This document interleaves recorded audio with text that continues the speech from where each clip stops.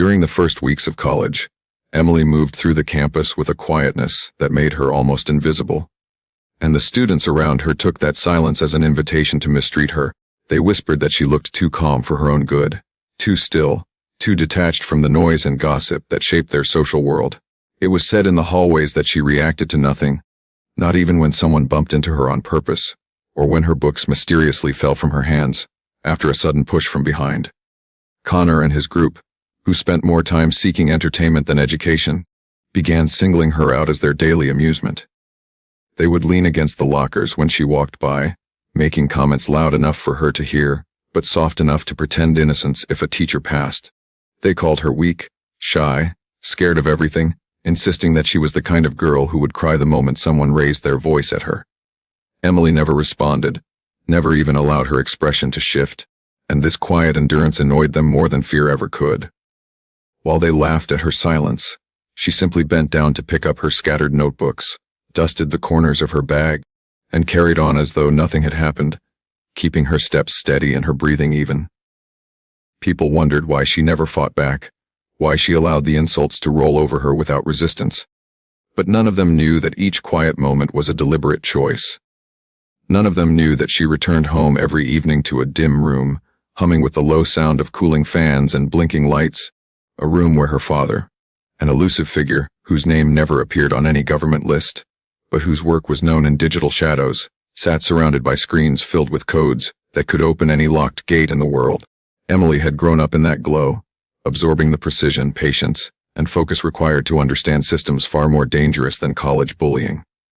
Yet she hid that world behind her calm expression, choosing to let the college believe she was fragile, because it was easier than revealing the fire quietly coiled beneath her stillness. And as Connor's group kept testing her patience, unaware of the sleeping storm inside her, Emily simply observed, storing every detail, every insult, every laugh in the same measured way her father stored encrypted files, quietly, carefully, and with a purpose no one had yet imagined. One afternoon, when the light was drifting lazily through the tall windows of the cafeteria, and most students were more interested in jokes than food, Connor's group chose to push things further than they had before. Emily had placed her laptop on the table beside her tray, intending to review a few notes before her next class, and for a moment she stepped away to refill her water bottle. In that short gap, the group moved in with the ease of people who believed they owned the space, lifting her laptop as though it were a trophy they had been waiting to claim. When she returned and noticed it gone, she did not raise her voice or show panic. Instead, she simply followed the faint trace of laughter echoing down the hallway, walking steadily as if she already knew exactly where they would be. She found them in an empty classroom, its fluorescent lights flickering softly while Connor connected her laptop to the projector with the arrogance of someone certain that nobody could stop him. The screen lit up with her private folders, her personal notes, even old photos she had saved only for memory's sake, and the group burst into laughter as though they had discovered some treasure of humiliation. Emily did not move at first. She stood by the doorway, watching them scroll through her files with greasy fingers and childish delight, her face expressionless, but her thoughts unfolding in the quiet corners of her mind with sharp clarity.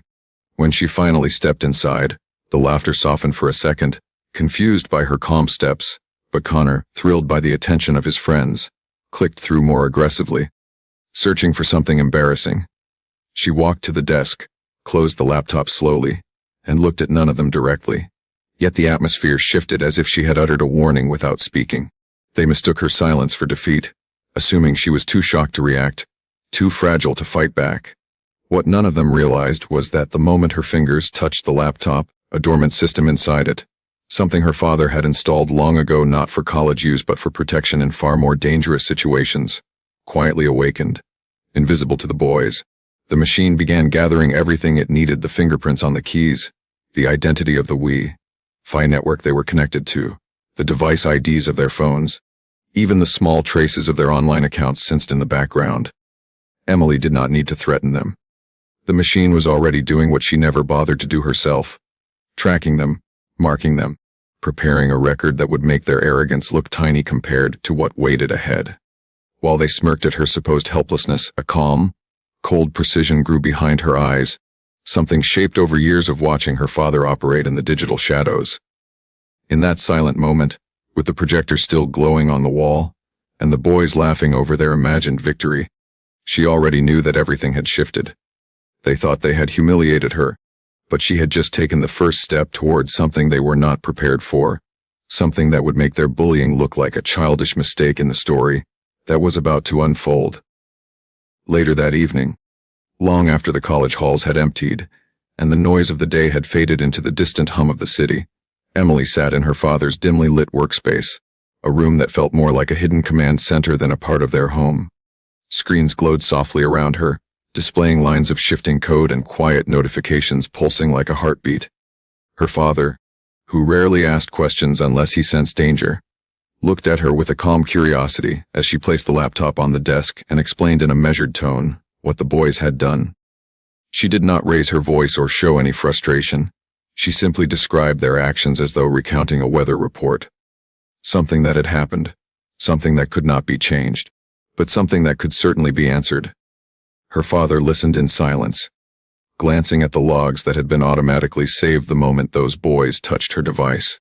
He scanned the information with the practiced ease of someone who had spent a lifetime navigating digital corridors that most people did not even know existed.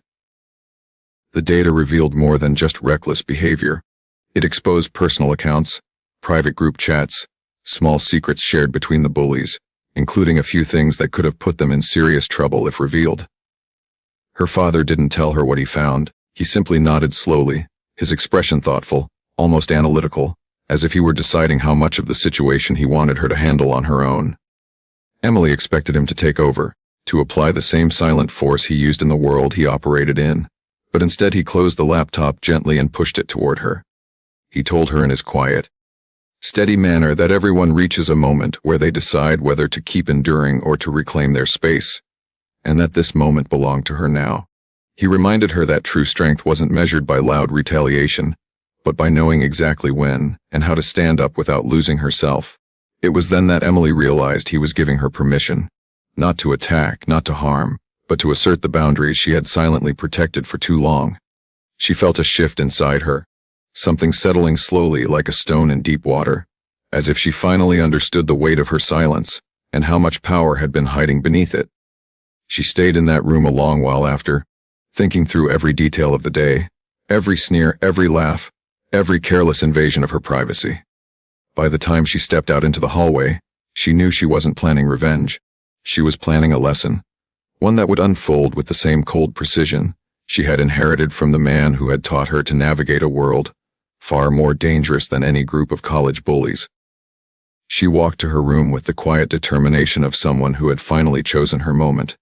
And though the house was silent, there was a tremor in the air, a promise that the calm girl the bullies toyed with was not the girl they would face next.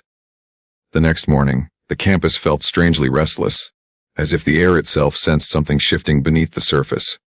Emily walked through the hallways with the same calm expression she had worn since the first day, her steps unhurried, her posture steady, her eyes observing everything without letting anyone see what she was truly thinking. Connor and his friends noticed her pass by and exchanged smirks, assuming she had accepted her humiliation and moved on. But something in the way she carried herself made a few students glance twice, wondering why the girl they mocked looked even calmer than before. Emily moved from one class to another without a single change in expression. Yet over the next few hours, tiny, subtle disturbances began rippling through the bully's day. One of the boys discovered that his social media accounts had mysteriously logged out and required a password reset linked to an old, forgotten email. Another received a campus security alert informing him that suspicious activity had been flagged on his student portal. Connor himself felt a flicker of unease when he found that several files on his phone had rearranged themselves without his doing, as though someone had quietly touched the device while he slept. None of these incidents were dangerous or harmful, but they were unsettling, precise, and timed in a way that felt too coincidental to ignore. By lunchtime, the group had gathered near the cafeteria benches, whispering in low voices about the strange events, trying to convince one another that it was all just bad luck or some glitch in the system. Yet every time one of them tried to shrug it off, another unexpected notification appeared, small, harmless, but undeniably intentional. Emily walked past them with her tray, her expression unreadable, and for the first time, the boys fell silent when she passed, their eyes following her with the cautious curiosity of people sensing that the ground beneath them was no longer as stable as they believed. She didn't look at them, didn't acknowledge their presence, and that quiet dismissal unsettled them far more than any confrontation would have. Then, just as they were convincing themselves that they were overthinking, Connor's phone buzzed with a message from an unknown number. He opened it casually, expecting spam, but froze when he saw what was inside: a single screenshot of him holding Emily's laptop in the classroom, along with the fingerprints his own system registered when he touched it. A file he knew he had never uploaded, never stored, never even imagined someone could trace. His throat tightened as he stared at the image, realizing that whoever sent it had access far beyond anything a normal student could reach. He showed the others with shaking hands, and they huddled around the screen, their earlier arrogance replaced with a creeping tension none of them could mask. They tried to figure out who could have obtained something so specific, so precise, but no one had any answers. Emily sat alone at a table across the room, eating quietly, unaware, or so they thought, of the panic her silence had stirred. The boys exchanged nervous looks, and for the first time since they had started bullying her, they began to wonder who she really was. They didn't know that the screenshot was only the first step. Not a threat but a warning, a softly delivered message that there were consequences to actions taken lightly.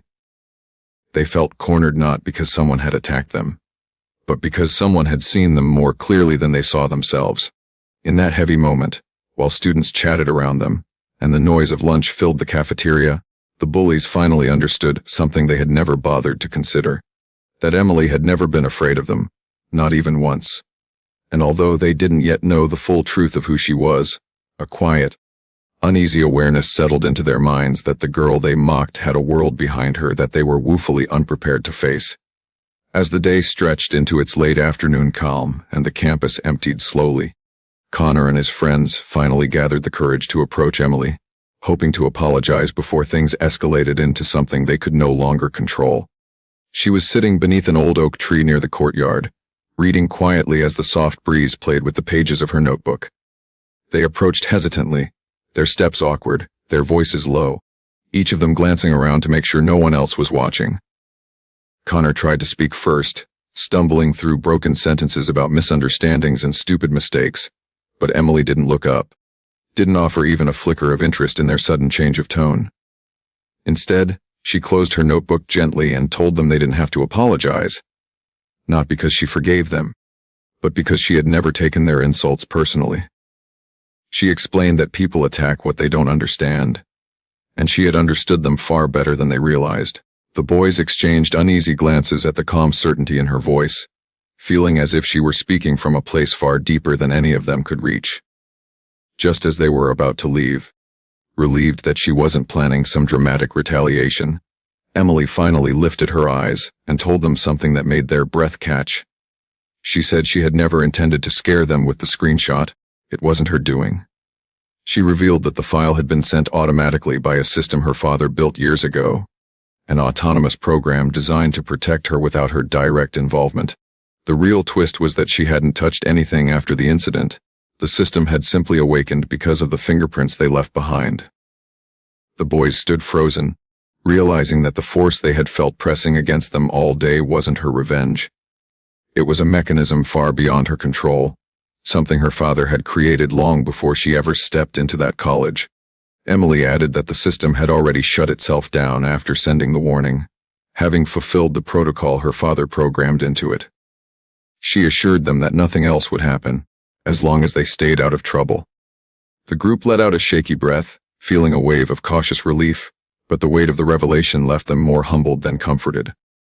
Emily gathered her things, stood up, and walked away from them with the same quiet grace she had carried since the beginning.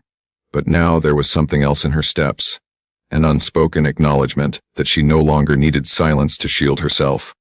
They watched her go, realizing that they had never been bullying a weak girl. They had been provoking someone standing at the threshold of a world they could never comprehend. And just when they thought the encounter was over, the second twist arrived as Emily walked toward the parking lot. Her phone buzzed with a message from her father. She opened it slowly, then paused with a faint, knowing smile touching her lips. The message contained a simple line: they weren't the only ones the system recorded. She didn't look back at the boys, didn't reveal what that meant. But in her quiet departure, there was a sense that the story between them had only just begun.